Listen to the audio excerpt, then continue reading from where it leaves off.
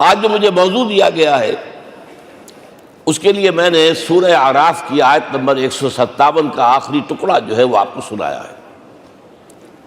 اس کا ایک پس منظر ہے وہ جان لیجیے۔ آپ کو معلوم ہے کہ جب حضرت موسیٰ بنی اسرائیل کو لے کر مصر سے نکلے ہیں، اس کے بعد مرحلہ آیا کہ اللہ تعالیٰ نے حضرت موسیٰ کو کوہ طور پر طلب فرمایا تورات عطا کرنے کے لیے۔ ان کی غیر حاضری میں ایک فتنہ کھڑا ہوا اور کچھ لوگوں نے ایک بچڑا بنا کر اس کی پرستش شروع کر دی بنی اسرائیل میں سے، سامری کا بنایا ہوا بچڑا۔ جب حضرت موسیٰ واپس آئے انہوں نے یہ دیکھا تو بہت غضبناک ہوئے، اور پھر اللہ تعالیٰ کے حکم سے فیصلہ ہوا کہ 12 قبیلوں میں سے جن لوگوں نے بھی یہ شرک کیا ہے ان کو انہی قبیلوں کے لوگ خود قتل کریں۔ کئی ہزار اسرائیلی قتل ہوئے۔ یہ بہت بڑا یوں سمجھیے کہ پرج ہوا ہے اس قوم کے اندر۔ اس کے بعد پھر مزید اللہ تعالیٰ کی خدمت میں استغفار کے لیے حضرت موسیٰ علیہ السلام اپنے 70 بڑے بڑے سردار جو تھے 12 قبیلوں کے ان کو لے کر حاضر ہوئے۔ وہاں انہوں نے استغفار کیا اور ایک دعا کی، پروردگار وَاكْتُبْ لَنَا حَسَنَةً فِي الدُّنْيَا وَالْآخِرَةِ، ہمارے لیے نیکی کا اندراج کر دے دنیا میں بھی آخرت میں بھی۔ جواب ملا اللہ تعالیٰ کی طرف سے، دیکھو عذاب تو میں جس کو چاہوں گا دوں گا، اور ویسے میری رحمت ہر شے کے ساتھ موجود ہے، ہر شے کا وجود میری رحمت سے ہے، لیکن ایک میری خاص رحمت ہے جو میں لکھ رکھوں گا ان لوگوں کے لیے جو میرے نبی امی آخری رسول ان پر ایمان لائیں گے صلی اللہ علیہ وسلم۔ وہ جب آئیں گے اور وہ نیکی کا حکم دیں گے، بدی سے روکیں گے، پاکیزہ چیزوں کو حلال قرار دیں گے، ناپاک چیزوں کو حرام قرار دیں گے، نوع انسانی کے اوپر جو بوجھ تھے جو اس وقت ہوں گے ان کو اتاریں گے۔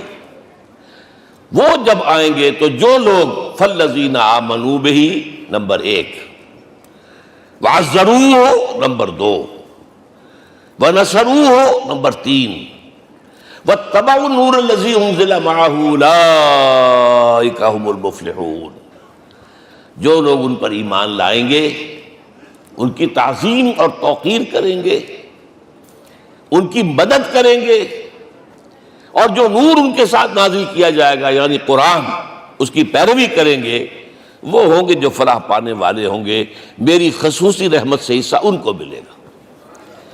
اب یہاں پہلے تو دعا کر لیجئے، اللہم ربنا اجعلنا منہم، اے اللہ ہم سب کو ان میں شامل فرما دے جو تیرے نبی کے ساتھ تعلق کی ان 4 بنیادوں کی شرائط کو پورا کر سکے، تقاضوں کو پورا کر سکے۔ اب ذرا ان میں سے ایک ایک کو لیجئے۔ ایمان جانی پہچانی چیز ہے، ایمان جسے کہتے ہیں، اس کی تشریح میں جانے کی ضرورت نہیں، وقت بھی محدود ہے، لیکن ایک بات سمجھنے کی ہے بہت ضروری۔ ایمان کے 2 لیول ہیں۔ ایک قانونی ایمان ہے جس کی بنا پر ہم ایک دوسرے کو مسلمان سمجھتے ہیں، اس کا تعلق اقرار باللسان کے ساتھ ہے، زبان سے کہنا اشہد ان لا الہ الا اللہ وحدہ لا شریک لہ واشہد ان سیدنا و مولانا محمد عبدہ و رسولہ۔ کوئی ہندو تھا، سکھ تھا، پارسی تھا، عیسائی تھا، یہ کلمہ کہے اور اسلام میں آ گیا۔ لیکن یہ زبانی کلامی ایمان جو ہے یہ انسان کی سیرت و کردار پر اثر انداز نہیں ہو سکتا۔ یہی وجہ ہے آج ہم دیکھ رہے ہیں مسلمان ہی جھوٹ بھی بول رہا ہے، مسلمان ہی بے ایمانی بھی کر رہا ہے، مسلمان ہی خیانت بھی کر رہا ہے، مسلمانوں کے لیڈر بلینز کی خیانت کر رہے ہیں۔ یہ کون ہے؟ سب مسلمان ہیں۔ وہ اس کی وجہ کیا ہے کہ ہم صرف قانونی مسلمان ہیں اور ہمارا ایمان قانونی ایمان ہے۔ اس کے لیے اسلام کا لفظ قرآن میں آیا ہے سورہ حجرات میں، قالت الاعراب آمنا قل لم تؤمنوا ولکن قولوا اسلمنا۔ اے نبی یہ بدو کہہ رہے ہیں ہم ایمان لے آئے، ان سے فرما دیجئے تم ہرگز ایمان نہیں لائے ہو، یوں کہو کہ ہم مسلمان ہو گئے ہیں۔ ولما يدخل الایمان فی قلوبکم، ابھی تک ایمان تمہارے دلوں میں داخل نہیں ہوا۔ بہرحال اللہ کا شکر ہے اس نے ہمیں مسلمانوں میں پیدا کر دیا، ورنہ ہم میں سے کتنے ہوتے اگر کہیں اور پیدا ہو گئے ہوتے تو نعمت اسلام سے بھی ہم بہرہ ور ہو سکتے، کیا کہہ سکتے۔ اصل ایمان ہے جب وہ دل میں داخل ہو جائے، یقین بن جائے۔ اسی لیے بچپن میں یاد کیا ہوگا ایمان مجمل، آمنت باللہ کما ہوا باسمائہ و صفاتہ وقبلت جمیع احکامہ اقرار باللسان و تصدیق بالقلب۔ جب تصدیق بالقلب ہوگی تو اب اس کے تقاضے جو ہیں عملی پیدا ہوں گے۔ ان تقاضوں میں سے ایک میں 2 حدیثوں کے حوالے سے آپ کے سامنے رکھ رہا ہوں۔ پہلی حدیث حضرت عبداللہ بن عمرو بن العاص رضی اللہ تعالی عنہما سے مروی ہے، لا یؤمن احدکم حتی یکون ہواہ تبعا لما جئت بہ۔ دیکھو تم میں سے کوئی شخص مومن نہیں ہو سکتا جب تک کہ اس کی خواہش نفس تابع نہ ہو جائے اس شریعت کے، اس قانون کے، اس ہدایت کے جو میں لے کر آیا ہوں۔ اگر عملاً تابع نہیں ہوئے تو حقیقتاً مومن نہیں ہو۔ دل میں جھانکو، Do I really believe that Muhammad is the prophet of Allah? Do I really believe that Quran is the word of God? کبھی جھانکیے گا اندر، جواب ملے گا صحیح آپ کو۔ کیا کنوکشن ہے؟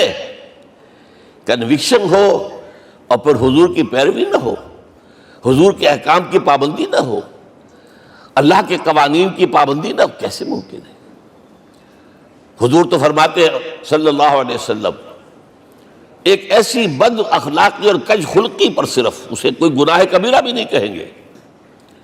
فرمایا ایک مرتبہ واللہ لا یؤمن، واللہ لا یؤمن، واللہ لا یؤمن، خدا کی قسم فلاں شخص مومن نہیں ہے، خدا کی قسم فلاں شخص مومن نہیں ہے، خدا کی قسم فلاں شخص مومن نہیں۔ صحابہ کانپ گئے، کون بدبخت ہے جس کے بارے میں فرمایا جا رہا؟ پوچھا گیا من یا رسول اللہ؟ جواب سنیے اور اپنے غریب حالوں میں جھانکیے۔ وہ شخص الذی لا یامن جارہ بوائقہ، وہ شخص جس کی شرارتوں کی وجہ سے اس کا پڑوسی چین میں نہیں ہے، امن میں نہیں ہے، وہ مومن نہیں ہے، خدا کی قسم نہیں ہے، خدا کی قسم نہیں ہے۔ کیسے علیحدہ کر لیں گے اس ایمان کو اعمال سے اور ایمان کو اخلاق سے؟ آگے چلیے، وہ جو حدیث حضرت ابو ہریرہ سے، اور یہ متفق علیہ، صرف بخاری کی نہیں ہے، بخاری جمع مسلم۔ لا یؤمن احدکم حتی اکون احب الیہ من والدہ وولدہ والناس اجمعین۔ تم میں سے کوئی شخص مومن نہیں ہو سکتا جب تک کہ میں اسے محبوب تر نہ ہو جاؤں، اپنے باپ سے بھی، اپنے بیٹے سے بھی، اور تمام انسانوں سے۔ جھانک لیجئے دل میں، صورتحال یہ ہے یا نہیں ہے؟ کیوں محبوب ہو جائیں؟ اس لیے کہ آپ کے ذریعے ہدایت ملی ہے، آپ کے ذریعے ہم اللہ سے جڑے ہیں، اور آپ کو معلوم ہے دنیا میں کوئی شے ہدایت نہیں، نعمت نہیں ہے جب تک کہ نعمت ہدایت نہ ہو۔ اگر صحت اچھی ہے، ہدایت نہیں ہے تو بدماشیاں کریں گے، کیا کریں گے؟ آپ کو معلوم ہے صحت اچھی جو ہے کدھر جا کے کھپے گی اگر ہدایت نہیں ہے۔ اگر دولت ہے، ہدایت نہیں، کیا کریں؟ گلچھرے اڑائیں گے، عیاشیاں کریں گے، لوگوں پر اپنی دولت کا روب گانٹیں گے۔ اولاد ہے، ہدایت نہیں ہے، یہ اولاد سہان روح بھی بن جائے گی کہیں آپ کے لیے۔ کوئی شے نعمت نہیں ہے جب تک کہ نعمت ہدایت نہ ہو، اور ہدایت ہمیں ملی محمد الرسول اللہ صلی اللہ علیہ وسلم کے ذریعے۔ تو آپ سے بڑھ کر محبوب کون ہوگا؟ اس کے ضمن میں ایک بڑا پیارا واقعہ آتا ہے۔ حضرت عمر سے پوچھتے ہیں حضور ایک مرتبہ، عمر تمہیں مجھ سے کتنی محبت ہے؟ اندازہ کیجئے کس قدر اپنائیت کسی سے ہوتی ہے تب یہ سوال ہوتا ہے، عمر تمہیں مجھ سے کتنی محبت ہے؟ عرض کیا حضور مجھے آپ دنیا کے ہر انسان سے زیادہ محبوب ہیں۔ فرمایا اور اپنی جان سے؟ ذرا سا توقف کیا، دل میں جھانکا، ہاں حضور اب میں یہ بھی کہتا ہوں کہ میری جان سے بھی زیادہ عزیز ہے مجھے۔ آپ نے فرمایا الان عمر اب پہنچے ہو جو مقام ہے، اب درکار ہے، جو مطلوب ہے۔ تو محبت اس درجے کی، اطاعت اس درجے کی اگر نہیں ہے تو ایمان نہیں ہے۔ ہاں قانونی ایمان ہے، اب مسلمان ہے، اللہ کا شکر ہے، بہت بڑا فضل ہے۔ اب اگلے بات پر آئیے، الضروح، ان کی توقیر، ان کی تعظیم کرے۔ یہ تعظیم کس درجے میں؟ اب وقت بہت کم ہے، میں صرف آپ کو سورہ حجرات ہی سے مثال دے رہا ہوں. فرمایا گیا یا ایھا الذین آمنوا لا ترفعوا اصواتکم فوق صوت النبی ولا تجہروا لہ بالقول کجہر بعضکم لبعض ان تحبط اعمالکم وانتم لا تشعرون. اے ایمان والو، کبھی اپنی آواز کو حضور کی آواز سے بلند تر نہ کر دینا.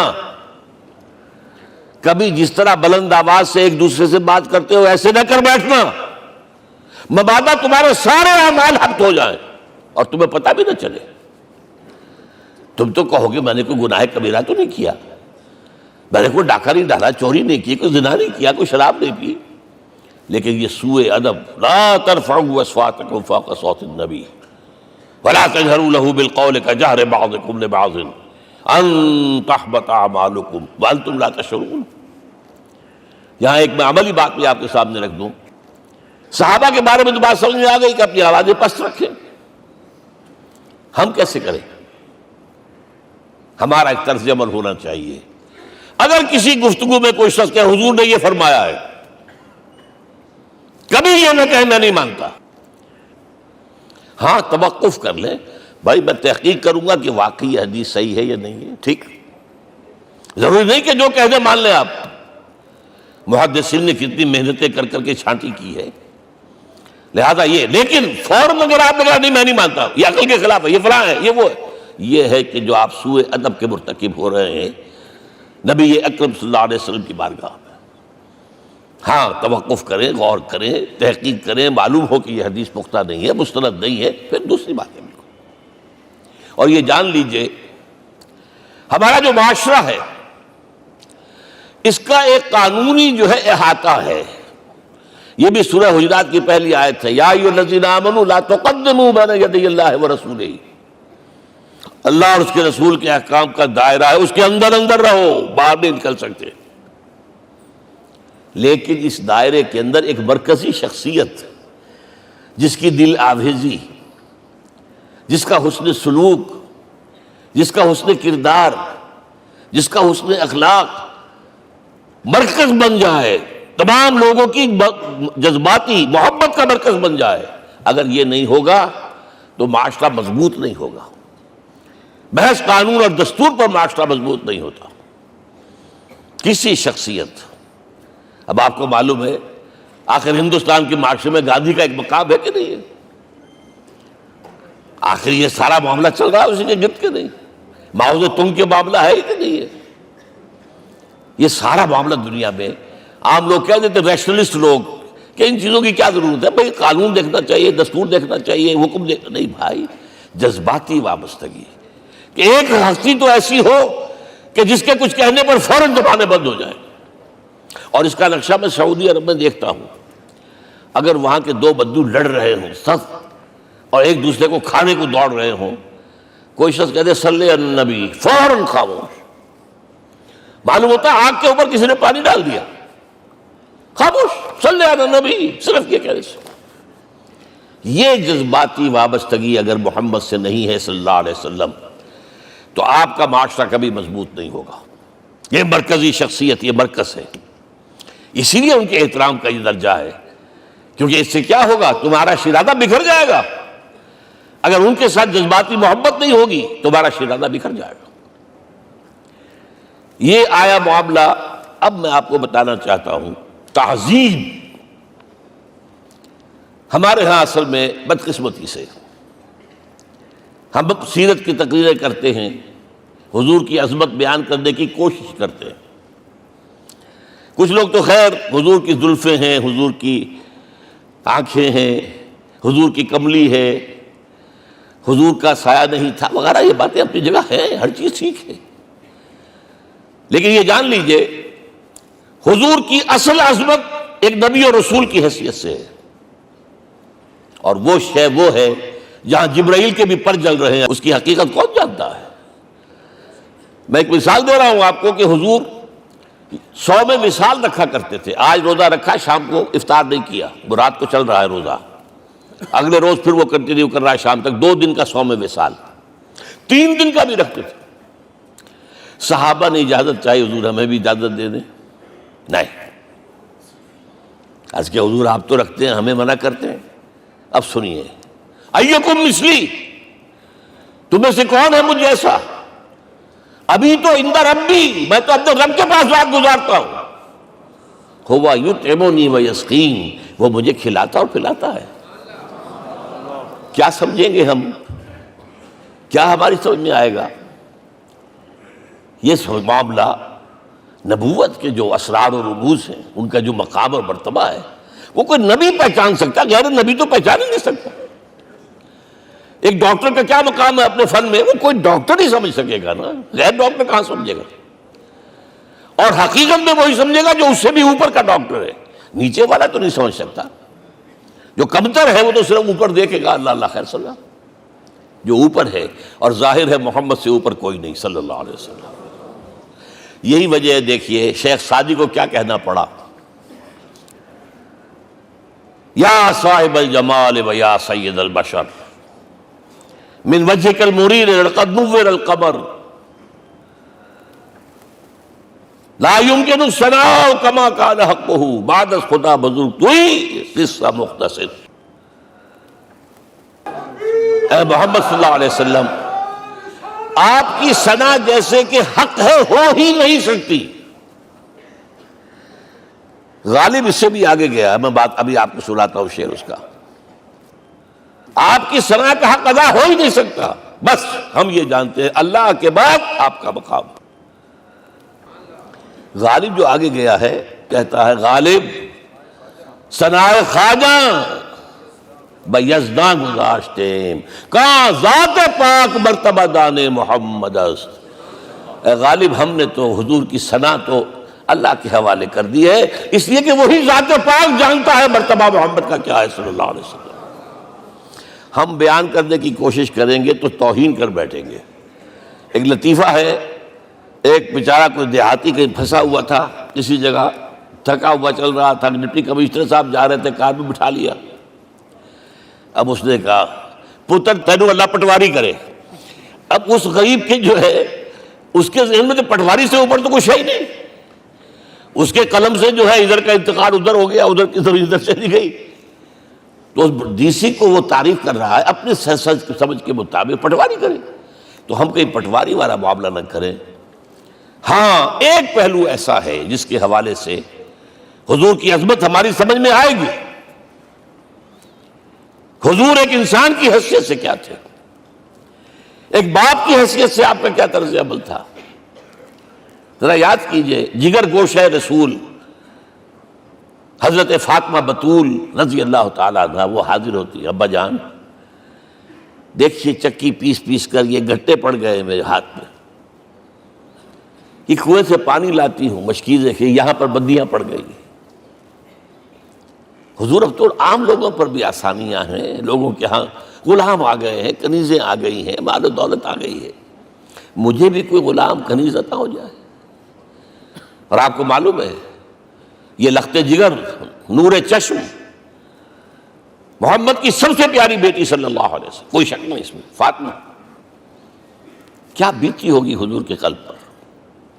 لیکن فرمایا، کیا بیٹی، یہ دنیا کی چیزیں ہمارے لیے نہیں ہیں، میں تمہیں اس سے بہتر شے دیتا ہوں. تسبیح فاطمہ ہر نماز کے بعد 33 مرتبہ سبحان اللہ، 33 مرتبہ الحمدللہ، 33 مرتبہ اللہ اکبر کہہ لیا کرو. لیکن سوچ لیجئے دل پر کیا گزری ہوگی صلی اللہ علیہ وسلم. حضرت عائشہ سے پوچھئے، حضرت خدیجہ سے پوچھئے، حضور کیسے شوہر تھے. آپ سے زیادہ خواتین کے حق میں نرم، گھر کے کام کا جھاڑو دے رہے ہیں، کپڑے جو ہیں بوسیدہ انہیں سی رہے، گھر میں بیٹھے ہوئے یہ کام کرتے تھے. بہرحال ایک بات میں آپ سے عرض کروں، آپ انسان کی جس حیثیت کا بھی ذہن میں تصور کریں گے وہ ساری حیثیتیں محمد میں موجود ہیں صلی اللہ علیہ وسلم. محمد حاکم کی حیثیت سے بھی ہیں، محمد سب سالار کی حیثیت سے بھی ہیں، محمد قاضی القضات بھی ہیں، محمد ہیڈ آف دی اسٹیٹ بھی ہیں، محمد بیویوں والے بھی ہیں، اولاد والے بھی ہیں، محمد 5 وقتہ امام بھی ہیں، جمعے کے خطیب بھی ہیں، مدرس قرآن بھی ہیں، مربی بھی ہیں، مزکی بھی ہیں، اور ہر میدان میں بلند ترین مقام۔ کوئی ایسی جامع شخصیت ملے گی؟ ہمارے ہاں تو حال یہ ہے کہ جو خطیب صاحب ہوتے ہیں وہ 5 وقتہ نماز کیسے پڑھا سکتے ہیں؟ ان کا تو اونچا مقام ہے۔ 5 وقتہ نماز کے لیے تو علیحدہ چاہیے امام آپ کو، اور وہاں بھی ایک امام سینئر ہوگا، وہ عشاء مغرب اور فجر پڑھائے گا، ایک جونیئر ہوگا بیچارہ، وہ جو خاموش نماز ہے وہ پڑھائے گا۔ 5 وقتہ نماز پڑھا رہے ہیں محمد صلی اللہ علیہ وسلم، اور خطیب بھی وہی ہے، مربی بھی وہی ہے، مزکی بھی وہی ہے۔ ہمارے ہاں جو لوگ تزکیہ نفس کے میدان میں ہیں وہ پھر جماعت کبھی نہیں کراتے، کبھی نہیں دیکھا ہوگا آپ نے کسی صاحب کو کراتے ہوئے۔ یہ جامعیت جو ہے، جامعیت کبریٰ۔ میں صرف ایک بات کہا کرتا ہوں، ایک اعتبار سے حضور کا اسوہ نامکمل ہے۔ آپ مجھے سوء ادب کا مرتکب نہ قرار دے دیں، اسوہ کیا ہے؟ عورت کے لیے اس کی اپنی نسوانی زندگی کے لیے اسوہ آپ میں نہیں ہے۔ آخر نصف انسانیت ہے، اسے بھی اسوہ چاہیے۔ یہ ہے جس کی وجہ سے حضور نے شادیاں کی ہیں زیادہ۔ خواتین کے لیے اسوہ حضور کے ازواج مطہرات ہیں، اور ان میں سب سے بڑھ کر جو بالکل یوں سمجھیے کہ آغاز کے اندر نوجوانی میں آ گئی ہیں حضور کی خدمت میں، نہایت ذہین و فطین، انہوں نے پھر عورت کی زندگی کے لیے حضور کا جو طرز عمل تھا وہ انہوں نے بیان کیا نا۔ اس لیے سورہ احزاب کے اندر اس کا تذکرہ ہے، جہاں یہ آتا ہے لقد کان لکم فی رسول اللہ اسوۃ حسنہ، وہیں پر یا نساء النبی لستن کاحد من النساء، اے نبی کی بیویوں تم عام عورتوں کے مانند نہیں ہو، تمہیں تو اسوہ بننا ہے امت کے لیے۔ اب اس سے اگلا قدم میں بڑھا رہا ہوں آگے، اور اس کے ساتھ جڑ جائے گی تیسری بات۔ تیسری بات کیا ہے؟ وَنَصَرُوهُ، اس کی مدد کریں صلی اللہ علیہ وسلم۔ پہلی بات تو یہ نوٹ کیجئے، حضور انتہائی غیور انسان تھے، انتہائی غیور۔ یہ کہا جاتا ہے کہ اگر حضور گھوڑے اس میں سوار ہوتے تھے اونٹ پر، اور آپ کا کوڑا نیچے گر گیا تو آپ یہ کسی سے نہیں کہتے تھے کہ ذرا یہ میرا کوڑا مجھے پکڑا دینا، یہ بھی گوارا نہیں تھا۔ آپ اونٹ بٹھا کر نیچے اتر کر اپنا کوڑا خود اٹھاتے تھے۔ کسی سے اپنے ذاتی کام کے لیے کوئی مدد مانگنا امکان ہی نہیں۔ بلکہ ایک واقعہ تو وہ ہے جب بھی میں تذکرہ کرتا ہوں میری آنکھوں میں آنسو آ جاتے ہیں۔ یہ ہجرت کے وقت کا واقعہ ہے۔ آپ کو معلوم ہے حضور نے تمام مسلمانوں کو مکے سے جانے کی اجازت دے دی، چلے جاؤ مدینے، چلے جاؤ مدینے، آپ خود تھے موجود، اس لیے کہ رسول اپنے مقام کو نہیں چھوڑ سکتا وداؤٹ ایکسپریس پرمیشن فرام اللہ سبحانہ و تعالی۔ اب حضرت ابوبکر پوچھ رہے ہیں حضور اجازت آ گئی؟ نہیں آئی، آ گئی نہیں آئی، دن گزر رہے ہیں۔ حضرت عائشہ کی روایت ہے کہ ایک روز ہم نے دیکھا دوپہر کے وقت آ رہے ہیں حضور، کپڑے سے اپنا سر جو ہے ڈھانپا ہوا ہے۔ عرب میں دوپہر کے وقت وزٹ کرنا جو ہے یہ ان کے خلاف دستور ہے، ان کی تہذیب کے خلاف، یہ قیلولے کا وقت ہوتا۔ تو حیران ہوئے، آتے ہی فرمایا ابوبکر ہجرت کی اجازت ہو گئی۔ اب انتہائی خوشی سے اور بڑی امید میں کہ بڑی شاباش ملے گی، حضرت ابوبکر فرماتے عرض کرتے ہیں حضور میں نے 2 اونٹیاں تیار کر رکھی ہیں، خوب کھلا پلا کے انہیں فرما کیا ہوا ہے، یہ ہجرت میں ہمارے کام آئے گی۔ حضور تھوڑا سا توقع فرماتے ہیں، پھر کہتے ہیں اچھا ٹھیک ہے، ایک میں استعمال کروں گا لیکن میں اس کی قیمت ادا کروں گا۔ حضرت ابوبکر رو پڑے، حضور مجھ سے یہ مغایرت، سائے کے طرح کے ساتھ رہنے والا، اس سے یہ مغایرت، ذرا سے اشارے پر اپنی کم سن بیٹی پیش کر دی نکاح کے اندر، اس سے یہ مغایرت، رو پڑے۔ لیکن حضور کی اپنی غیرت تھی، میں قیمت دوں گا۔ اب بتائیے مدد کا کے لیے درکار تھی؟ مدد تھی ان کے مشن کے لیے۔ مشن 2 حصوں میں تھا، اس کو جانیے، آج کچھ علمی باتیں آ رہی ہیں۔ حضور کے مشن کے 2 حصے، ایک ابتدائی جو تمام انبیاء اور رسول کا تھا، ایک تکمیلی جو صرف محمد کا صلی اللہ علیہ وسلم۔ ابتدائی کیا ہے؟ اللہ کی طرف دعوت، تبلیغ۔ جو دعوت قبول کر لیں ان کے لیے بشارت، بشیر کہ تمہارے لیے آخرت میں جنت ہے، نعمتیں ہیں۔ رد کر دیں ان کے لیے نذیر، خبردار کرنے والے، جہنم کے لیے تیاری کر لو۔ داعی اللہ، اللہ کی طرف بلانے والے، سراجا منیرا، روشنی کے چراغ۔ یہ حیثیتیں مشترک ہے تمام انبیاء کرام۔ تمام انبیاء بشیر بھی تھے، نذیر بھی تھے، داعی بھی تھے، سراج منیر بھی تھے، اگرچہ ان تمام حیثیتوں میں بھی حضور کا سب سے اونچا مقام علیحدہ نمایاں ہے، لیکن حیثیتیں بنیادی طور پر مشترک ہے۔ ایک حیثیت تکمیلی، اور وہ کیا ہے؟ اے نبی، جو دین آپ کو دیا گیا ہے صرف تبلیغ نہیں، صرف تعلیم نہیں، اس کو قائم کر کے دکھاؤ ایک نظام زندگی کی حیثیت سے۔ 3 مرتبہ قرآن میں یہ الفاظ حضور کے لیے آئے ہیں، هو الذی ارسل رسولہ بالہدی ودین الحق لیظہرہ علی الدین کلہ۔ 3 دفعہ سورہ توبہ میں یہ الفاظ آئے، سورہ صف میں یہ الفاظ آئے، سورہ فتح میں یہ الفاظ آئے۔ وہی اللہ جس نے بھیجا ہے اپنے رسول کو صلی اللہ علیہ وسلم، الہدا، قرآن حکیم، ہدایت کاملہ، اور نمبر 2 دین حق۔ یہ 2 چیزیں دے کر بھیجا، کس لیے؟ تاکہ اس دین کو غالب کرے پورے نظام زندگی پر۔ یہ معاملہ ذرا سوچئے، اور یہ حضور کے لیے 3 دفعہ، اور کسی اور نبی کے لیے 1 دفعہ بھی نہیں۔ قرآن مجید کے اس نقطے کو ذہن نشین کر لیجیے۔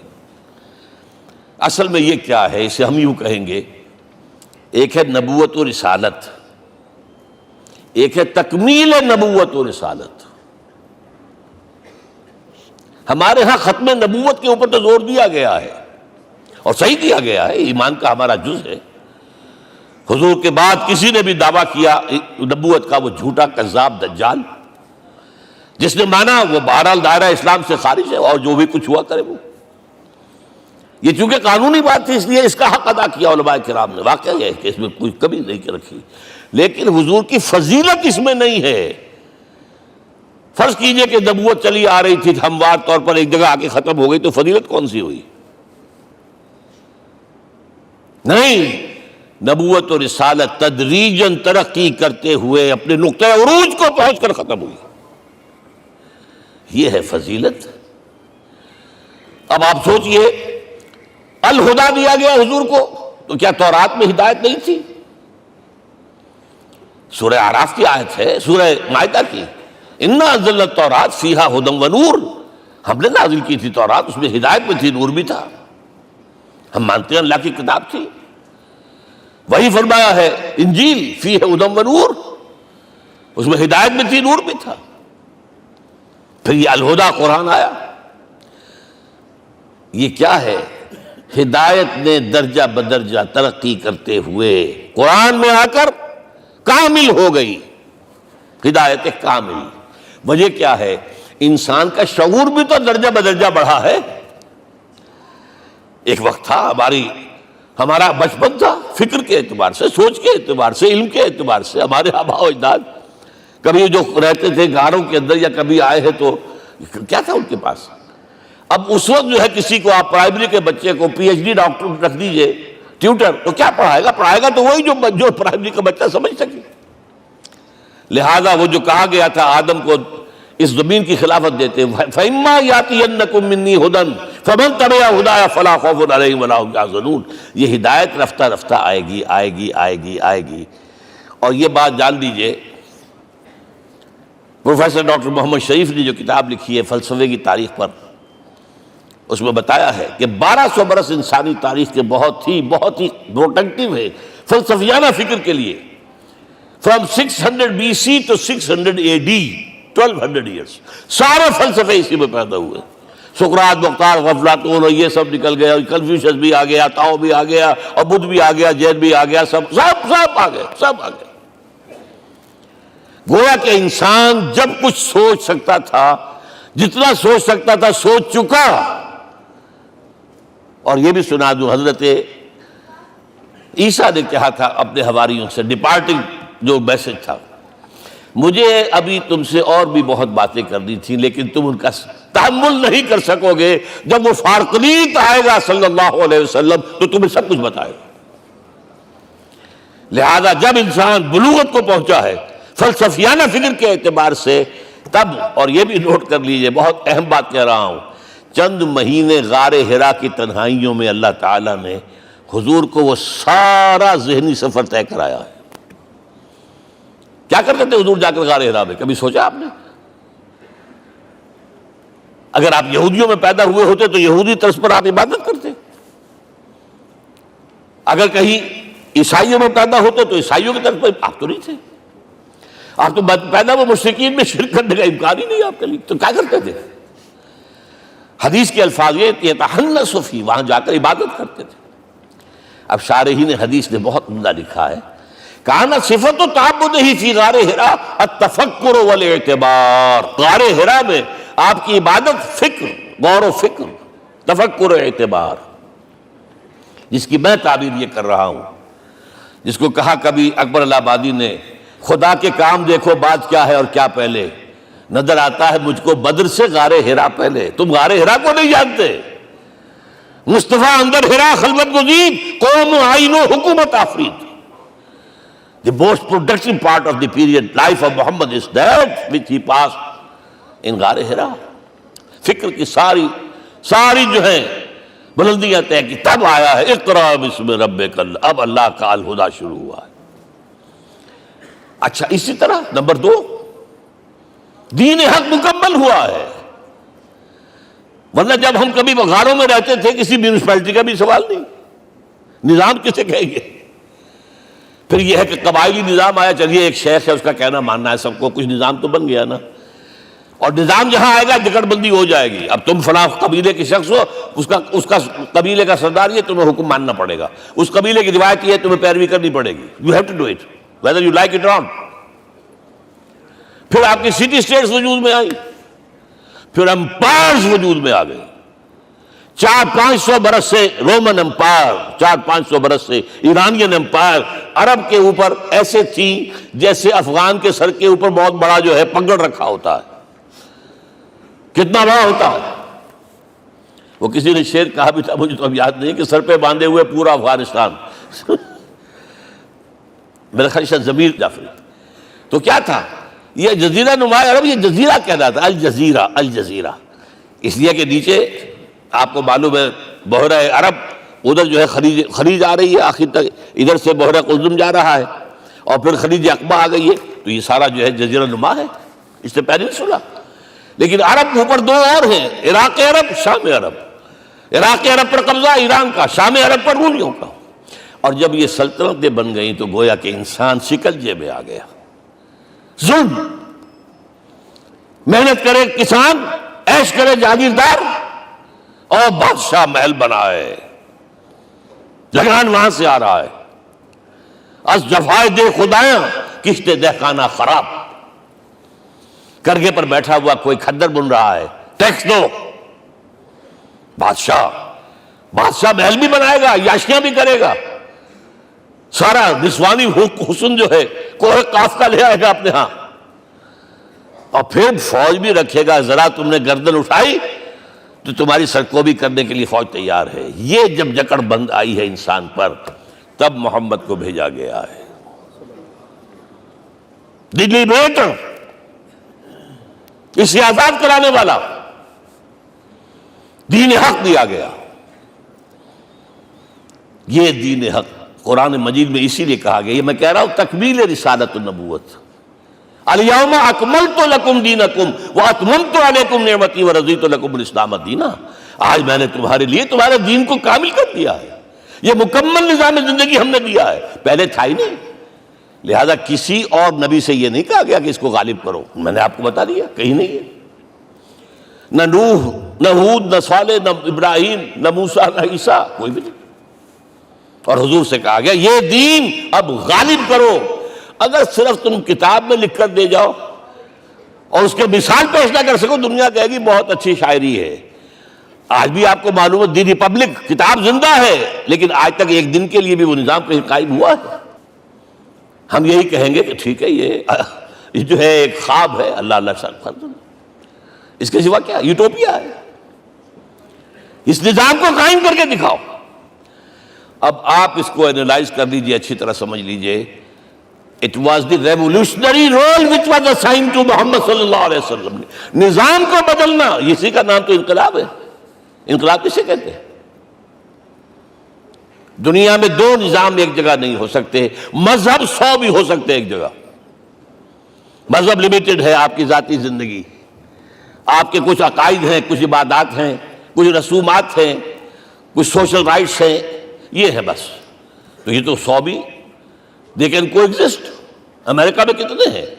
مسلمان گئے مسجدیں بنا لی ہیں، ہندو گئے مندر بنا لیے ہیں، سکھ گئے ہیں ان کے گردوارے بنے ہوئے ہیں، سلوتے یعنی یہودیوں کے عیسائیوں کے تو بے شمار ہے ہی ہیں، لیکن ہے ہمہ مذہب۔ لیکن دین تو دو نہیں ہو سکتے، یا ڈیموکریسی ہوگی یا بادشاہت ہوگی، ایک تو دو تو نہیں ہو سکتے۔ یا کیپٹلزم ہوگا یا سوشلزم ہوگا، دو تو نہیں ہو سکتے۔ یا تھیوکریسی ہوگی یا ڈیموکریسی ہوگی، دو نہیں ہو سکتے۔ اور یہ بھی آپ کو معلوم ہے دنیا میں کہیں ویکیوم نہیں ہے نظام کے اعتبار سے، کبھی نہیں رہا ہے۔ ہر ایک نظام موجود ہے۔ آپ کوئی دوسرا نظام لانا چاہتے ہیں، پہلے اس کو جڑ سے اکھیڑنا پڑے گا۔ گفت رومی ہر بنائے کہنا کا باداں کلند، تو نہ دانی اولا تعمیر راں ویرا کلند۔ رومی نے کہا ہے کہ دیکھو، اگر کوئی نئی تعمیر تمہیں کرنی ہو تو تم جانتے نہیں ہو پہلے پرانی تعمیر کو گرانا پڑتا ہے۔ پہلے آپ نظام جڑ سے کھینچ کر پھینکیں گے باہر، تب نظام لائیں گے نا۔ اور یہ ظاہر بات ہے جو نظام بھی ہے اس کے ساتھ ویسٹڈ انٹرسٹ ہے، اس کے ساتھ پریولیجڈ کلاسز ہیں۔ دے وانٹ اسٹیٹس کو، وہ کوئی تبدیلی نہیں ماننے کو تیار، کیونکہ اسی نظام کی شاخوں پر تو ان کے گھونسلے بنے ہوئے، وہیں سے تو مفادات ان کے وابستہ ہے۔ لہذا نظام جو ہے بدلنے کے لیے جانیں دینی پڑتی ہیں، خون بہانا پڑتا ہے، جان جوکھوں کا کام کرنا پڑتا ہے، اس کے بغیر نظام نہیں بدلتا۔ اور محمد کا رول صلی اللہ علیہ وسلم، یہ ہے وہ عظمت محمد کی جو انسان نے پہچانی ہے۔ میں 3 گواہیاں آپ کے سامنے پیش کر رہا ہوں، 1 from the east, 2 from the west, 3 کئی ملوے ہیں۔ یہی لاہور 1920، یہاں ایک بریڈلا ہال ہوتا تھا، اس بریڈلا ہال میں ایم این رائے کی ایک تقریر۔ And who was M N Roy? Personal friend of Lenin, member of the Communist International. He knew what revolution is۔ اور اس نے ہسٹوریکل رول آف اسلام تقریر کی لاہور کے اندر 1920 میں، اور اس نے کہا تاریخ انسانی کا عظیم ترین انقلاب وہ تھا جو محمد نے برپا کیا صلی اللہ علیہ وسلم۔ میں تو اس کی ذہانت کی داد دیے بغیر نہیں رہا۔ اس نے کہا بعض مورخین یہ جو فتوحات کی ہیں صحابہ کرام نے، ان کو سمجھ بیٹھتے ہیں جیسے اٹیلا نے فتوحات کی ہیں یا چنگیز خان نے کی ہے یا کسی اور، کہاں وہ کہاں یہ، وہاں صرف تباہی آتی تھی۔ اور محمد صلی اللہ علیہ وسلم کے پیروکاروں نے جب دنیا فتح کی ہے، نئی تہذیب دی ہے، نیا تمدن دیا ہے، نیا نظام دیا ہے، روشنی دی ہے، علوم کو تازہ کیا ہے، علوم ایجاد کیے ہیں۔ یہ ہے وہ انقلاب جو محمد نے برپا کیا صلی اللہ علیہ وسلم۔ یہ کتاب آج بھی ہندوستان میں چھپتی ہے، بمبئی میں، دی ہسٹوریکل رول آف اسلام۔ اور میں سمجھتا ہوں کہ ہندو ہے، کمیونسٹ ہے اور گواہی دے رہا ہے۔ دوسرا، یہ تو چونکہ بڑی ریسنٹ پاسٹ کی بات ہے، ڈاکٹر مائیکل ہارٹ ایک کتاب لکھتا ہے دی 100، اور اس کا سب ٹائٹل کیا ہے؟ A selection and gradation of the 100 most influential personalities of the human race, human history. پوری انسانی نسل میں سے ان لوگوں کو چن لو جنہوں نے اس کی تاریخ کے دھارے کے رخ کو موڑا ہو۔ ادھر جا رہا تھا ادھر کر دیا، ادھر جا رہا تھا ادھر کر دیا۔ جن لوگوں نے بھی تاریخ کا دھارا موڑا، پہلے سلیکٹ کر لو، سلیکشن۔ 100 آدمی کا نام آ گئے، اب گریڈیشن ان میں سب سے زیادہ کس نے کیا؟ اور ٹاپ پر لایا محمد کو صلی اللہ علیہ وسلم. یہ کتاب تو اویلیبل ہے، پڑھیے. اور چونکہ عیسائی ہے اور حضرت عیسیٰ کو نمبر 3 پر لے گیا، غور کیجئے. نمبر 2 پر لایا نیوٹن کو، بابائے طبیعت. اور پھر کہتا ہے naturally I owe an explanation. میں عیسائی ہوتے ہوئے I am placing Muhammad at top. How? This is because, یہ لفظ یاد کیجئے، this is because he is the only person supremely successful in both the religious and secular fields. ذہانت، وہ زندگی جو آج تقسیم کر دی گئی ہے، یہ مذہبی زندگی ہے، یہ سیکولر ہے، یہ ریاست ہے، قانون ہے، یہ ہے، اور اس کو علیحدہ رکھو بھائی، مذہب کو علیحدہ رکھو. وہ کہتے ہیں کہ یا تو مجھے ملتا ہے کہ وہ آدمی جو ادھر اونچا ہے تو دوسری طرف نیچا ہے، کچھ بھی نہیں. ادھر اونچا ہے تو ادھر کچھ نہیں. روحانیت میں، دین میں، اخلاق میں عیسیٰ سے اوپر کون جائے گا؟ لیکن حکومت میں، ریاست میں کوئی پدہ بھی نہیں رکھا، زیرو. مذہب کتنا بڑا پیدا کر دیا گوتم بدھ نے، لیکن ریاست، حکومت زیرو. اور بڑے سے بڑے جو ہے شہنشاہ اور بڑے سے بڑے کانکرس کوئی چلا آیا ہے. آپ سوچئے جو گریک آ رہا ہے، جو سکندر اعظم کہاں سے چل کر مقدونیہ سے کہاں پہنچ گیا؟ بیاس تک. اٹیلا کہاں سے پہنچ گیا؟ مشرق سے مغرب تک. لیکن مذہب و اخلاق کے اندر زیرو نہیں بلکہ مائنس ویلیو لانی پڑے گی. ایک ہی انسان ہے، آپ کم سے کم give credit to his honesty.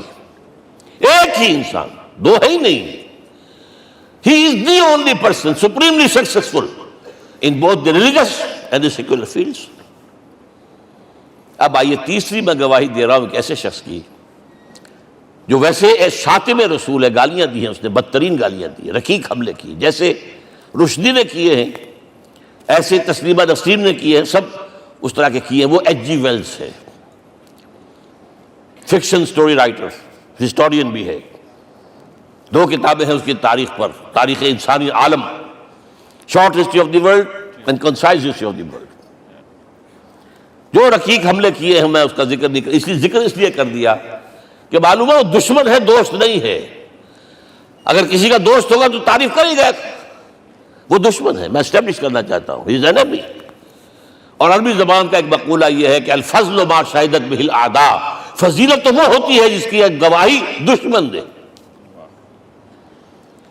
جب وہ آیا ہے concise history of the world میں، چیپٹر آخری حضور کا، جو حضور کے چیپٹر میں جو آخری بات خطبہ حجۃ الوداع کو کوٹ کیا ہے، لا فضل لعربی علی عجمی ولا لعجمی علی عربی ولا لأحمر علی اسود ولا لأسود علی احمر الا بالتقوی.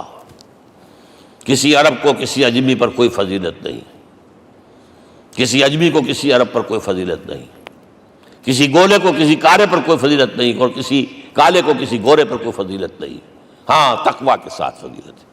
اب ذرا میرا ایک ایک لفظ نوٹ کیجئے، کیا لکھتا ہے اس پر. Although the sermons of human freedom, fraternity and equality were said before also, and we find a lot of these sermons in Jesus of Nazareth.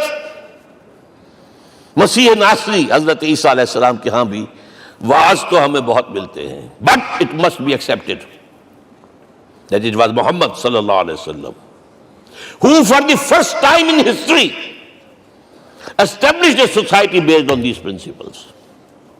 انسانی حریت، اخوت، مساوات، اس کے واعظ کہنے تو بہت آسان ہے، تقریریں کرنی تو بہت آسان ہے، لیکن ان ویلیوز کو باقاعدہ اسٹیبلش کرنا ایک سوسائٹی میں ماننا پڑتا ہے.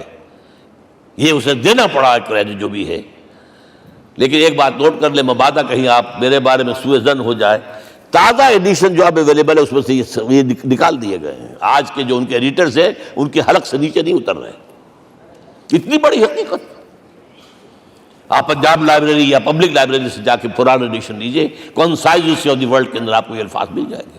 Although the sermons of human fraternity Freedom and equality were said before also. And we have a lot of these sermons in Jesus of Nazareth. But it must be accepted that it was Muhammad sallallahu alaihi wasallam who for the first time in history established a society based on these principles. اب یہ جو mission میں نے آپ کے سامنے رکھا، ایک بنیادی مشن قرآن کی تبلیغ کرو، تبلیغ کرو، تبلیغ کرو، تبلیغ کرو. یا ایھا رسول بلغ ما انزل الیک من ربک وان لم تفعل فما بلغت رسالتہ. نمبر 2، جو دین حق دیا اسے غالب کرو، قائم کرو، نافذ کرو، اس کی مثال پیش کرو دنیا کے سامنے. ان دونوں میں مدد درکار تھی محمد الرسول اللہ کو. جیسے حضرت مسیح نے کہا تھا، وَإِذْ قَالَ عِيسَىٰ ابْنُ مَرْيَمَ لِلْحَوَارِيِّينَ مَنْ أَنصَارِي إِلَى اللَّهِ، کون ہے میرا مددگار اللہ کی راہ میں. جیسے کہ اللہ فرماتے سورہ حدید میں، بڑی پیاری آیت ہے، بڑی ریولوشنری آیت ہے، بلکہ میں لفظ استعمال بڑی ننگی انقلابی آیت ہے قرآن مجید کی. اتنا صاف اللہ تعالیٰ ہی سچ بول سکتا ہے، کوئی اور تو ضرور کہیں نہ کہیں اس کے اوپر کوئی کپڑا ڈال کے بات کرے گا. آیت نمبر 25 آف سورۃ الحدید، لقد ارسلنا رسلنا بالبینات، ہم نے اپنے رسولوں کو بھیجا واضح نشانیوں کے ساتھ، معجزات کے ساتھ. وانزلنا معهم الکتاب والمیزان، ان کے ساتھ کتاب اتاری، شریعت اتاری، میزان اتاری، نظام اتارا. لِیَقُومَ النَّاسُ بِالْقِسْطِ، تاکہ لوگ عدل پر قائم ہوں. اس لیے کتاب کیوں بھیجی، رسول کیوں بھیجے، نبی کیوں بھیجے، وحی کیوں بھیجی؟ تاکہ لوگ عدل پر قائم ہوں. یہ اس سے بڑی آیت کوئی ہوگی؟ عدل اجتماعی، سوشل جسٹس. اب اگلا ٹکڑا پڑھیے، وَأَنزَلْنَا الْحَدِيدَ، ہم نے لوہا بھی اتارا ہے، فِيهِ بَأْسٌ شَدِيدٌ، اس سے اسلحہ بنتا ہے، جنگی قوت ہے. وَلِيَعْلَمَ اللَّهُ مَن يَنصُرُهُ وَرُسُلَهُ بِالْغَيْبِ، اور اللہ دیکھ لینا چاہتا ہے کون ہے اس کے وفادار بندے جو لوہے کی طاقت کو ہاتھ میں لے کر اللہ اور اس کے رسول کی مدد کرتے ہیں. دین اللہ کا، اسے قائم کرنا اللہ کی مدد ہے، اسے قائم کرنا محمد کا فرض ہے، اس کے جد و جہد کرنا محمد کی مدد ہے صلی اللہ علیہ وسلم. یہ تھی نصرت. اور یہ نصرت آپ کو معلوم ہے حضور کی زندگی میں صحابہ نے کرام نے کی ہے کہ نہیں کی؟ جو شخص ایمان لایا فوراً داعی بن گیا، فوراً. ابو بکر ایمان لائے، اور 6 جو ہیں عشرہ مبشرہ میں سے چوٹی کے صحابہ، وہ ان کی دعوت پر ایمان لائے. سعد ابن ابی وقاص، طلحہ، زبیر، عثمان، سعید ابن زید، یہ سب کون ہیں؟ حضرت ابو بکر کی دعوت. نوجوان ہیں، مصعب بن عمیر کو گھر سے نکال دیا چچا نے، اور بڑا کر کے نکالا ہے کم وقت نے، اس لیے کہ باپ مر گیا تھا، بہت دولت چھوڑ گیا تھا. ماں نے بڑے ناز و نام میں پالا تھا. کہتے ہیں 200 درہم کا جوڑا اس کا بن کر آتا تھا شام سے. جیسے کبھی ہم کہتے تھے کہ پنڈت نہرو کے کپڑے جو ہے پیرس سے سل کر آتے ہیں، اور جہاں سے گزر جاتا تھا مصعب، اتنا اس نے لگایا ہوتا تھا عطر کے پوری گلی جو ہے وہ خوشبو سے جو ہے بھر جاتی تھی. چچا نے بلایا، تم جو یہ گلچھرے کر رہے ہو اپنے باپ کی دولت پر نہ، اور تم اسے کہتے ہو کافر، نکل جاؤ گھر سے. وہ چلنے لگے. He was a teenager. چلنے لگے. وہ سمجھا تھا کہ میرے یہ کہنے سے اس کے تو اس کو تارے نظر آ جائیں گے، یہ فوراً جو ہے توبہ کرے گا، پلٹ آئے گا. چلنے لگے تو اسے اور غصہ آیا، یہ کپڑے بھی اسی باپ کے ہیں، اتارو. وہی اتارے کپڑے، مادرزاد برہنہ ہو کر ماں کے پاس گئے ہیں. ماں نے آنکھوں پر ہاتھ رکھا، وہ سب کیا ہوا ہے؟ فرمایا امی میں موحد ہو گیا ہوں، یہ ہے توحید. اور اب جا کر حضور کے دامن میں بیت ارقم میں اب ہمہ وقت کارکن ہے، قرآن اتر رہا ہے، پڑھ رہے ہیں، سمجھ رہے ہیں، قرآن اتر رہا ہے، یاد کر رہے ہیں. اور اس کے بعد جب کہا تھا مدینے والوں نے بیعت عقبہ اولیٰ پر کہ حضور ہمارے سے آپ کی ملاقات تو سال کے بعد ہی ہوگی، درمیان میں تو آپ کو معلوم ہے خوریزی ہے، کوئی قافلہ بچ کے نہیں آ سکتا، تو اب آپ ہمیں کوئی اپنا شاگرد دیجئے. مصعب بن عمیر کو حضور نے کہا جاؤ ان کے ساتھ. وہاں ان کا نام پڑ گیا المقری، پڑھانے والا، قرآن پڑھانے والا. 75 آدمی اگلے سال لے کر آ گیا ہے، اور اسی سے بیعت عقبہ ثانیہ ہوئی ہے، اور ہجرت کا راستہ کھل گیا.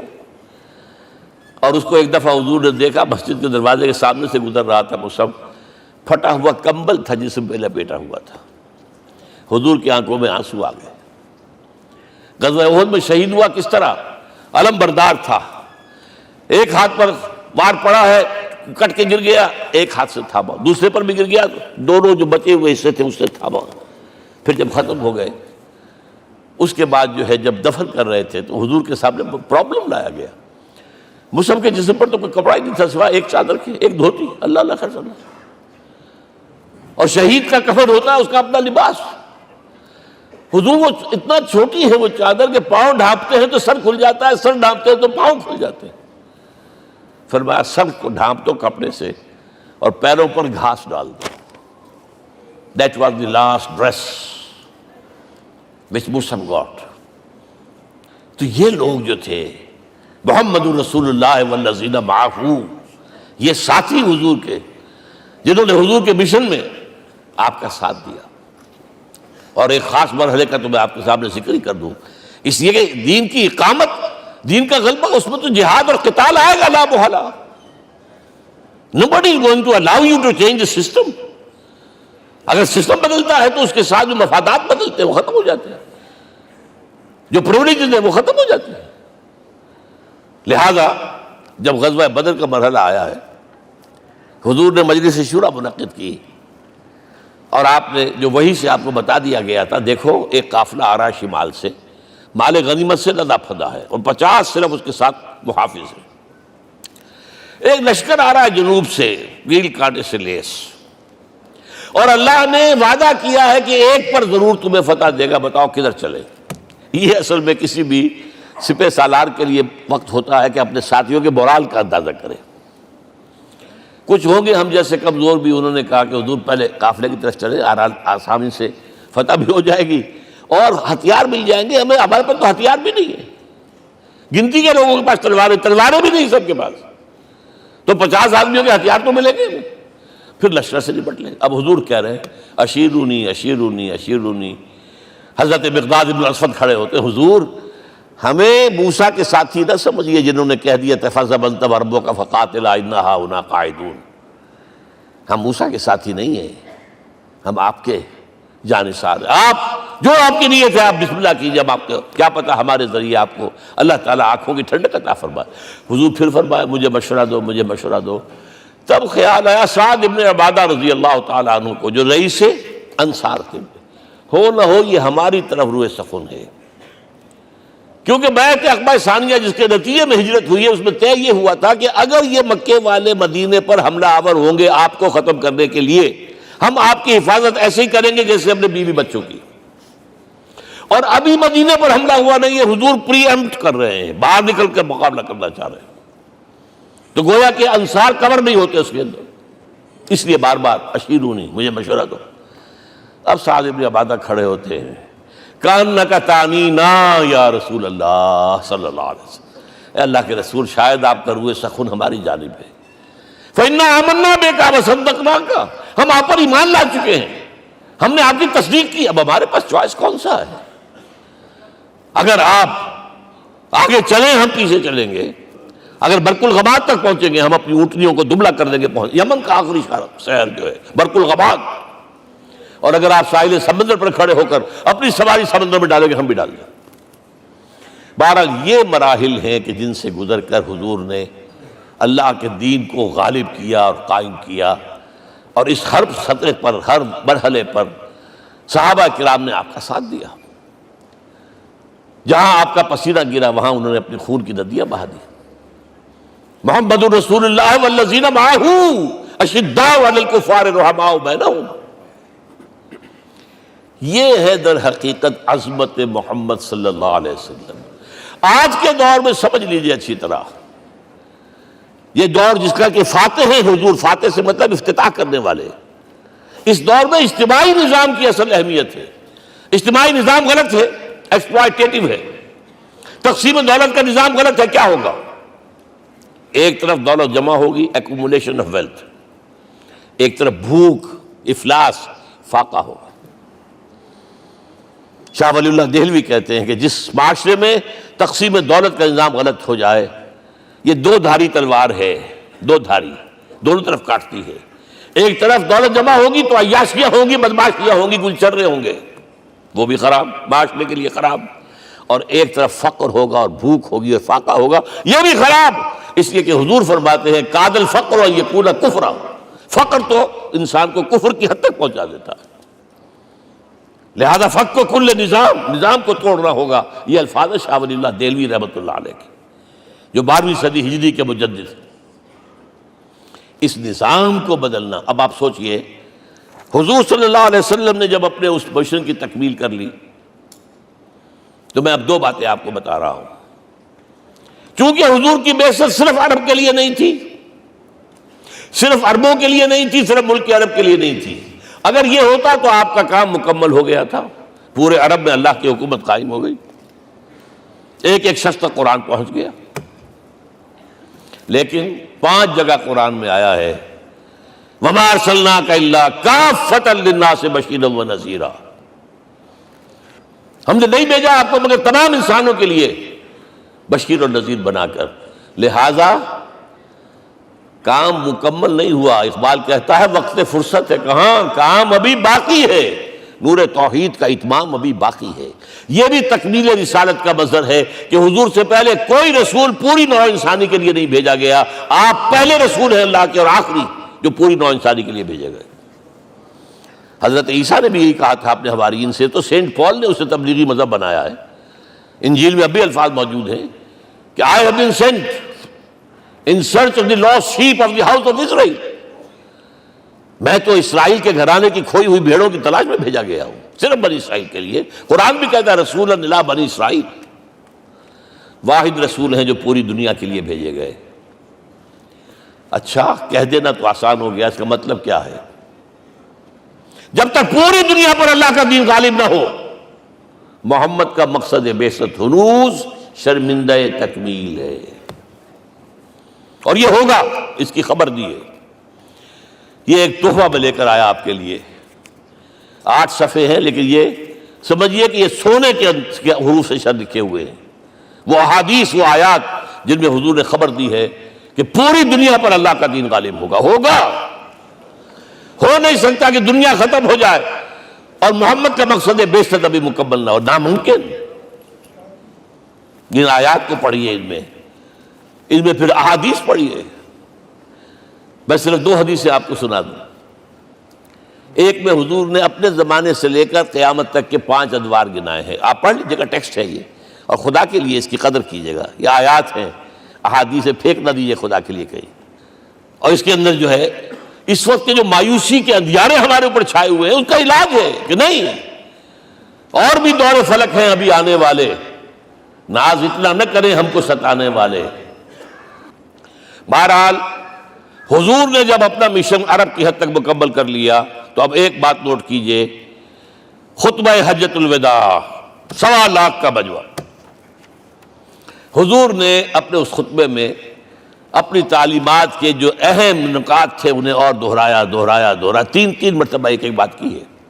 لاؤڈ سپیکر تو تھا نہیں، پہلے آپ ادھر رخ کرتے تھے، آپ کہتے تھے کچھ، ادھر لوگ آدمی آگے کھڑا ہوا اس کو آگے پہنچاتا اور آگے پہنچاتا تھا، پھر آپ سامنے رخ کر کے کہتے تھے، پھر بائیں طرف رخ کر کے 3 مرتبہ، ایک لفظ 3 مرتبہ۔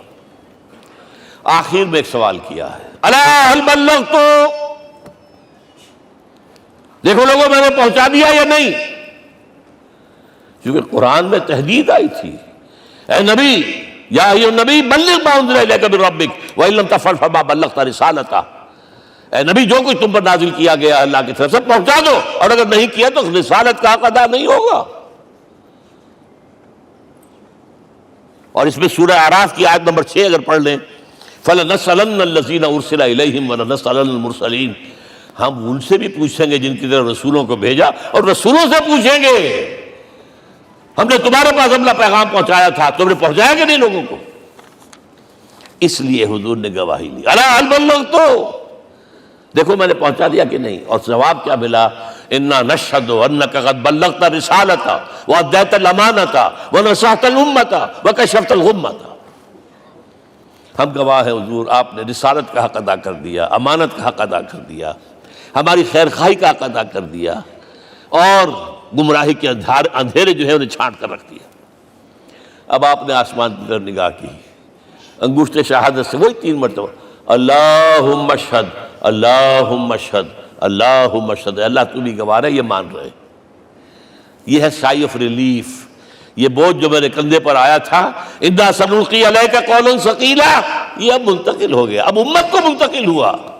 لہذا آخری لفظ کیا تھا؟ فَلْيُبَلِّغِ الشَّاهِدُ الْغَائِبَ، اب جو یہاں موجود ہیں ان کا فرض ہے کہ پہنچائیں ان کو جو یہاں نہیں ہے۔ میں صرف تمہارے لیے رسول نہیں ہوں، ایک ایک فرد نوع بشر تک دنیا میں جو اس وقت ہے، اور ایک ایک فرد نوع بشر جو آخر تک آئے گا قیامت تک، اس تک قرآن پہنچانا تمہارے ذمہ ہے۔ ہم نے نہیں پہنچایا، اسی لیے آج ہم اللہ کے عذاب میں ہیں۔ آج کیوں ذلیل کے کل تک نہ تھی پسند گستاخی فرشتہ ہماری جناب میں؟ 1.5 بلین مسلمان، لیکن عزت نام کی کوئی شے ہے؟ G7 G9 G11 G13 G15 کوئی مسلمان بھی ہے ان میں؟ نہ 3 میں نہ 13 میں، نہ G7 میں نہ G15 میں، نن۔ اتنی بڑی تعداد، سیکیورٹی کونسل میں کسی سیٹ کی امید ہے؟ بن آپ کے وسائل پر ان کا قبضہ ہے، آپ کی ٹیکسیشن کے احکام وہاں سے آ رہے ہیں۔ ریٹ بڑھاؤ، چینی کے اس کے بڑھاؤ، اور فلاں کے بڑھاؤ، اور بجلی کے بڑھاؤ، اور تیل کے بڑھاؤ، کیا ہو رہا ہے؟ کیوں دلیل ہے؟ اور نمبر 2، آج دنیا میں خون اگر بہ رہا ہے تو صرف مسلمان کا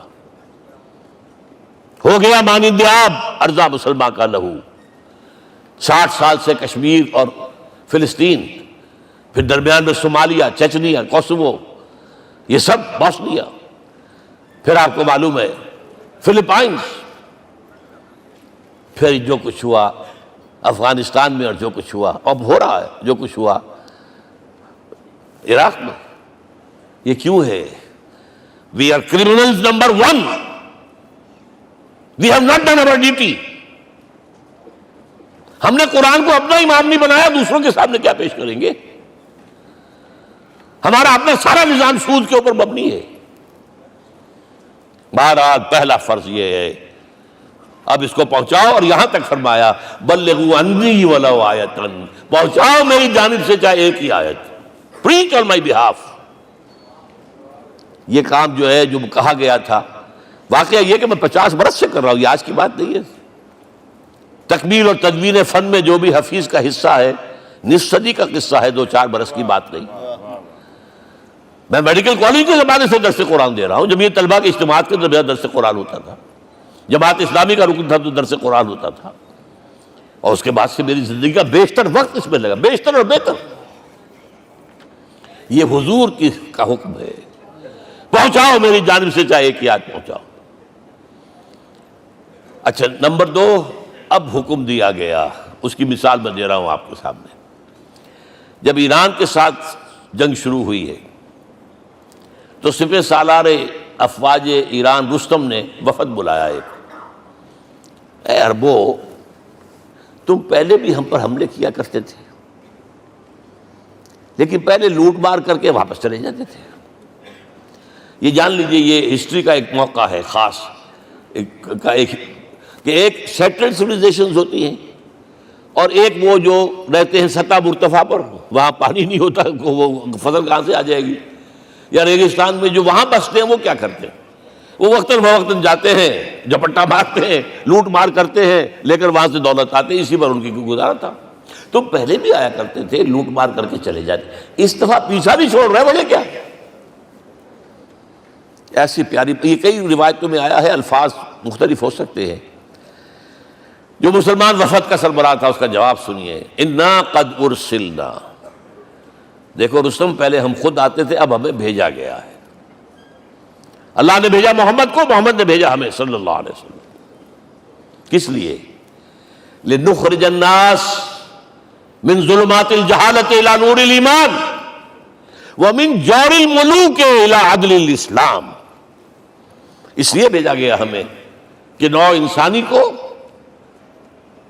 شرک اور کفر کی جہالتوں سے نکال کر ایمان کی روشنی میں لائیں، اور بادشاہوں کے ظلم و ستم کے پنجے سے نجات دلا کر عدل اسلام دیکھو ہمارا خلیفہ چٹائی پر بیٹھتا ہے عمر رضی اللہ تعالیٰ عنہ، اس کے تو کوئی خدم و حشم نہیں ہے، کوئی باڈی گارڈ نہیں ہے.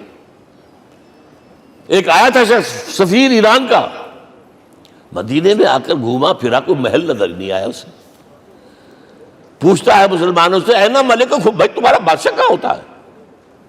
جواب ملا لیس لنا ملکن بل لنا امیر، ہمارا کوئی بادشاہ نہیں، ہمارا امیر ہے. کہاں ہے بھائی؟ ہمارے بیت المال کے کچھ اونٹ گم ہو گئے تھے کہ بھائی ملے نہیں، ہمارا خلیفہ تلاش کرنے گیا. اب اس نے کسی کو لیا ہوگا آئیڈینٹیفائی کر سکے، ڈھونڈ کر جا کر ایک جگہ دیکھا، دھوپ تیز ہو گئی تھی، حضرت عمر تھک گئے تھے، لہذا ایک درخت کے سائے میں اپنے کوڑے کا تکیہ بنا کر لیٹے ہوئے استراحت فرما رہے ہیں. کوئی خادم نہیں، کوئی خدم و حشم نہیں، کوئی باڈی گارڈ نہیں. اس وقت وہ کھڑے ہو کر کہتا ہے عمر تم عدل کرتے ہو، تمہیں کوئی خوف نہیں ہے. ہمارے بادشاہ ظلم کرتے ہیں، وہ لوگوں کا خون پیتے ہیں، انہیں ہر وقت ڈر رہتا ہے، انہیں اونچی اونچی فصیلیں چاہیے، انہیں باڈی گارڈ چاہیے، انہیں حفاظتی دستے چاہیے. یہ مثال پیش کی ہے نا، یہ کوئی فیری ٹیلز تو نہیں ہے، یہ تو آج کی تاریخ ہے، 1400 برس پرانی تاریخ ہے بھائی، کوئی پرانی نہیں ہے، کوئی 10,000 سال پرانی بات نہیں ہے. اور وہی عمر ہے، انہیں بلایا گیا ہے بیت المقدس، وہاں جو مسلمانوں کا وہ حاصلہ تھا وہ طول کھینچ گیا، فصیل بہت اونچی مضبوط، اور اندر ہر طرح کا رسد بھی موجود ہے، راشن بھی ہے، پانی بھی ہے. عیسائیوں کا قبضہ تھا. عیسائی پادری آئے فصیل پر، مسلمانوں تم اگر قیامت تک بھی یہاں پڑے رہے محاصرہ کر کے، یہ کبھی فتح نہیں ہوگا شہر. ہاں یہ فتح ہونا ہے، ہماری کتابوں میں ہے، لیکن ایک درویش بادشاہ کے ہاتھوں فتح ہوگا. تمہارے اندر ہمیں وہ درویشی نظر نہیں آ رہی. وہ چونکہ کچھ عرصہ ہو گیا تھا، شام میں پہنچ گئے تھے، خربوزے کو دیکھ کے خربوزہ رنگ پکڑتا ہے، اچھا لباس پہننا شروع کر دیا. اور وہاں تھے امین هذه الامہ ابو عبیدہ بن الجراح رضی اللہ تعالی عنہ، یکے ازا شرح مبشرہ. ان کا فوراً کلک کیا، یہ بادشاہ مدینے میں بیٹھا ہوا تو ہے. یہاں سے ریکویسٹ کی گئی ہے آپ تشریف لائیے. اب 700 میل کا سفر ہے، کوئی ذاتی سفر نہیں، کسی بیٹے کے کنووکیشن میں کے لیے نہیں گئے ہیں، کوئی انٹوریج نہیں ہے، کچھ نہیں. ایک اونٹ، ایک خادم، اور اسی اونٹ پر راستے کا راشن، لہذا ایک آدمی بیٹھ سکتا ہے. اب ایک منزل خلیفہ اوپر تشریف فرما ہے اور خادم ہاتھ پکڑ کر آگے چل رہا. اگلی منزل خادم اوپر بیٹھا ہے اور خلیفہ ہاتھ پکڑ کے آگے چل رہا ہے. جب آخری منزل آئی ہے تو باری ہو گئی اس خادم کی. اس نے ہاتھ جوڑ دیے، خدا کے لیے لوگ دیکھیں گے، مجھے ماریں گے، تمہیں شرم نہیں آئی؟ خلیفۃ المسلمین جو ہے وہ آگے آگے تمہارے چل رہے تھے، تم براجمان تھے. حضرت عمر نے ڈانٹ پلائی، دوڑو دوڑو، نہیں، باری تمہاری ہے. وہ بیٹھا ہوا اوپر، حضرت عمر پنکیل پکڑ کر آ رہے ہیں، اور بیچ میں کہیں کیچڑ آ گیا تھا، جوتیاں بھی ہاتھ میں پکڑی ہوئی ہیں. اب وہاں آتے ہی انہیں لے جایا گیا فصیل کے سامنے. انہوں نے اوپر سے اپنی کتابیں دیکھیں، ہاں یہی ہے درویش بادشاہ. یہ فتح نہیں ہوا تھا یروشلم، یہ ایک صلح کے طور پر انہوں نے دیا ہے، کھول دیا، آ جاؤ. اور انہوں نے شرط رکھوائی تھی کہ کہیں یہاں یہودیوں کو آباد نہیں ہونے دیں گے آپ. حضرت عمر نے اتنی رعایت کی تھی یہودیوں کے لیے کہ وہ یہاں آئیں، اپنے مقدس مقامات کی زیارت کر کے جا سکتے ہیں، لیکن یہاں سیٹل نہیں ہو سکتے. اس لیے وعدہ تھا. یہ وعدہ جو ہے سلطان عبدالحمید خان تک چلا ہے. بڑی سے بڑی رشوت پیش کی تھی زائنسٹ نے، تمہارے سارے قرضے ہم ختم کر دیں گے، تم جو ہے ہمیں فلسطین میں آباد ہونے کا حق دے دو. نہیں، جو معاہدہ عمر کا تھا اس میں کوئی ترمیم نہیں کر سکتا. تو یہ مثالیں ہیں جو پیش کی گئی ہیں. میں تو کہا کرتا ہوں، جب میں نے پڑھا تھا کہ کرنل جمال عبد الناصر کی بیٹی سائیکل پر جاتی ہے کالج، کیو این لائی کی بیٹی بھی سائیکل پر کالج جاتی ہے، احساس ہوا تھا عظمت ہے نا آخر، چاہے وہ کسی غیر میں ہو. اور واقعہ یہ ہے کہ میں بیان کرنے سے رہ نہیں سکتا. جب میں نے لال بہادر شاستری کے بارے میں سنا، he had no house in the whole of India. یہ تو بھارت کی ڈیموکریسی کا ایک معجزہ ہے. A person who doesn't own a house in the whole length and breadth of India and he rose to the position of Prime Minister. ہمارے ہاں کسی میونسپلٹی کا جو ہے ممبر نہیں بن سکتا، اس کی بیوی اپنے گھر میں خود کھانا پکاتی تھی، کوئی ملازم نہیں تھا۔ اور جب ہارٹ اٹیک ہوا ہے تاشقند میں، تو وہ جو مرتے دم بات کی ہے اس نے ماتا جی سے کی ہے، بیوی سے نہیں کی۔ یہ ہماری مشرقی روایات ہیں، ماں کا مقام۔ لیکن یہ تمام مثالیں جو ہیں، پوری نوع انسانی 10 مرتبہ پیدا ہو کر ختم ہو جائے، حضرت عمر والی مثالیں نہیں لا سکتے۔ رات کو گشت کر رہے ہیں، ایک جگہ سے رونے کی آواز آئی، معلوم ہوا کہ بچے ہیں، بھوکے ہیں، رو رہے ہیں۔ ماں سے پوچھا گیا کیا معاملہ ہے؟ کہ کیا کروں، کچھ نہیں ہے، میں نے یہ آنڈی چڑھا دی ہے، چولہے کے اوپر آگ جلا دی ہے، بچوں سے کہا کچھ پک رہا ہے، ذرا انتظار کرو، سو جائیں گے۔ کانپ گئے، ایسی گئے سیدھے بیت المال، آٹے کی بوری اپنے غلام سے کہا میرے کندھے پر رکھ، میں لے چلتا ہوں۔ نہیں، قیامت کے دن تم میرا بوجھ نہیں اٹھا سکو گے۔ اپنے کندھے پر بوری رکھ کر لائے ہیں، کھانا پکوایا، کھلایا بچوں کو۔ اب اگر حضور یہ کہے کہ سید القوم خادم ہوں، تو یہ حقیقت تھی کہ نہیں تھی؟ ورنہ اگر یہ مثال نہ آتی تو کہتے جی شاعری تو اچھی ہے، بہت اچھا شعر کہہ دیا، کوئی سردار بھی کبھی خادم ہوا ہے۔ اب یہ ہے کہ یہ نظام دنیا میں، بس آخری بات پہ میں آ گیا ہوں، یہ خوشخبریاں میں آپ کے ساتھ یہ تحفہ لے کر آیا، یہ پڑھیے کہ نظام دوبارہ آنا ہے۔ محمد کی پیشین کوئی غلط نہیں ہو سکتی، وہ صادق المصدوق صلی اللہ علیہ وسلم۔ اگرچہ ابھی ہمیں اور سزائیں ملنی ہیں، اور سخت سے سختر سزائیں آنی ہیں۔ ابھی آرمگیڈون سر پر تنی ہوئی ہے، کھڑی ہوئی ہے، ملحمۃ العظمیٰ جسے حدیث میں کہا گیا۔ آرمگیڈون پتہ نہیں آپ نے کبھی سنا ہے کہ نہیں سنا ہے؟ یہ بائبل کی آخری کتاب جو ریولیشن جان ہے، اس میں ہے کہ ایک بہت بڑی جنگ ہوگی، گریٹر اسرائیل بنانے کے لیے بہت بڑی جنگ ہوگی، and you set the stage has been set for that۔ NATO تیار اسی کے لیے ہو رہا ہے دوبارہ۔ کس لیے؟ نیٹو چیف سے پوچھا گیا تھا کہ تمہارا دشمن جو تھا USSR تو ختم ہوا، گھٹنوں کے بل پڑا ہوا ہے، اب کس کے لیے اس کو ایکسٹینڈ کر رہے ہو اور آرگنائز کر رہے ہو؟ اب ہمیں مسلم فنڈامنٹلسٹ سے نمٹنا ہے۔ یہ ہے وہ کروسیڈ جو شروع ہوئی۔ یہودی اور عیسائی نیو کنزرویٹوز، نیو کونس، یہ دونوں جڑے ہوئے ہیں، ایک 5 پوائنٹ ایجنڈا ہے ان کا جس پر دونوں کا اتفاق ہے۔ تو ابھی ہم پر بڑے برے وقت آنے ہیں، ہمیں سزائیں ابھی اور ملنی ہیں، لیکن ٹیبلز ول بی ٹرنڈ، دنیا میں اللہ کا دین قائم ہوگا، چاہے ابھی اور اپس اینڈ ڈاؤنز آئیں گے، لیکن ہوگا، لیکن ہوگی، وہ وقت آئے گا اللہ کا دین قائم ہوگا پوری دنیا میں۔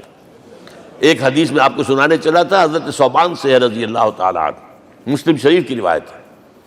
حضور نے فرمایا ان اللہ زوالی الارض، اللہ نے میرے لیے پوری زمین کو لپیٹ دیا۔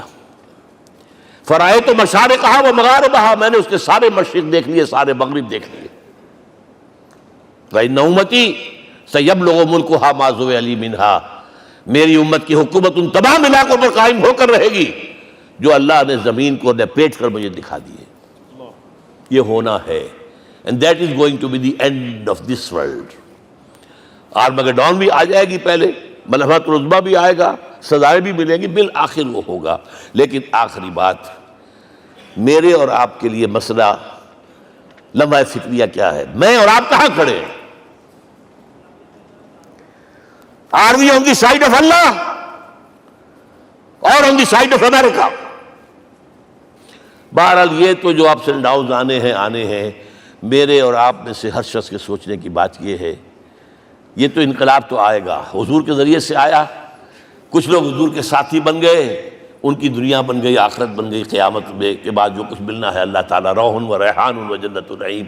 کچھ رہ گئے کہ چاہے سگا چچا تھا محروم رہ گئے، ابو لہب۔